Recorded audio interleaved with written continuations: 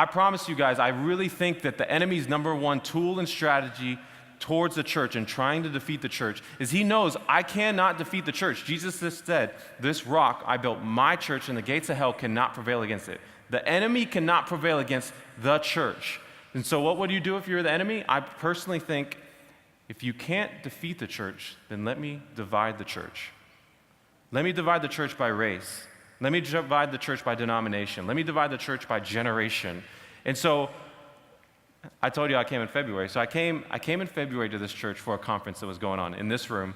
And I do a consulting for churches. I get to talk to a lot of churches. I'm just also just curious of like the culture of churches, the way they design things, who they have on stage, the music they do. And so as I'm outside, I'm looking at the foyer or the lobby or whatever, and I'm thinking, I brought about 5 or 6 of my friends. A few of them were Hispanic, a few of them African American, a few white. And we mega bust here, believe it or not.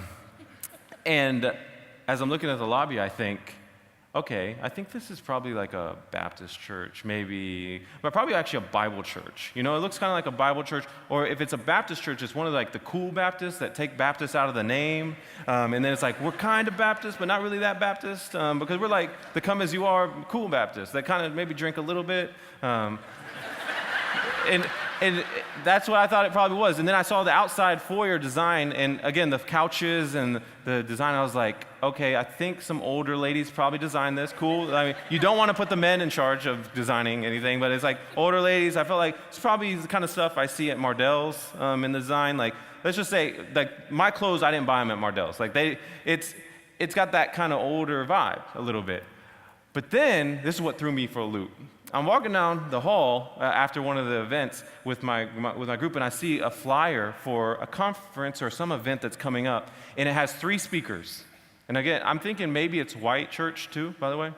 And I see a black guy.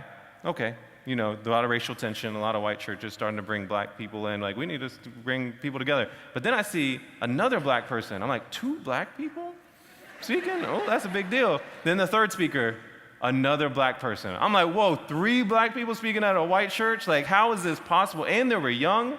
And I'm like, okay, I got to look into this church. So I look online, and I look at the pastor. I'm like, oh my gosh, y'all, I get everyone together. What kind of church do you think this is? Same thing, like Bible church, see at the flyer. Dude, it doesn't make sense. How can there be 3 black people? Maybe they're like trying to do full immersion. The pastor's trying to like get them to really connect with the African American community.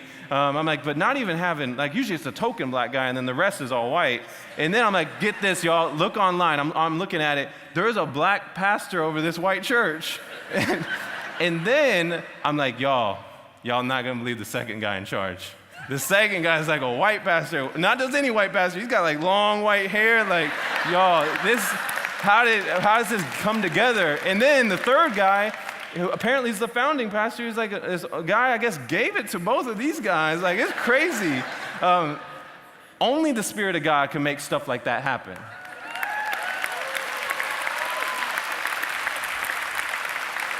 A divided nation needs a united church like what you guys are doing. A divided nation needs a united church, y'all. Like,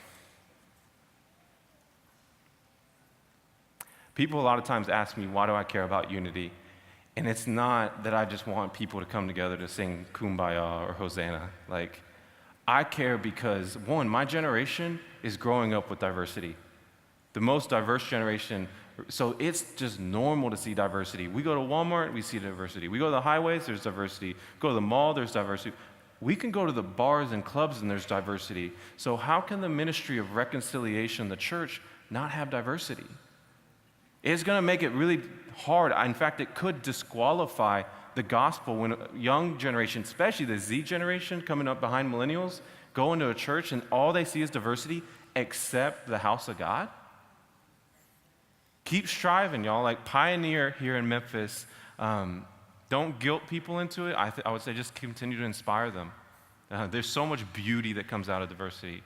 I like how, I'm going blank on his name. Duran Gray says, it's not color blind. There's no good that comes out of being color blind. We should see the differences, celebrate the differences, and be color blessed.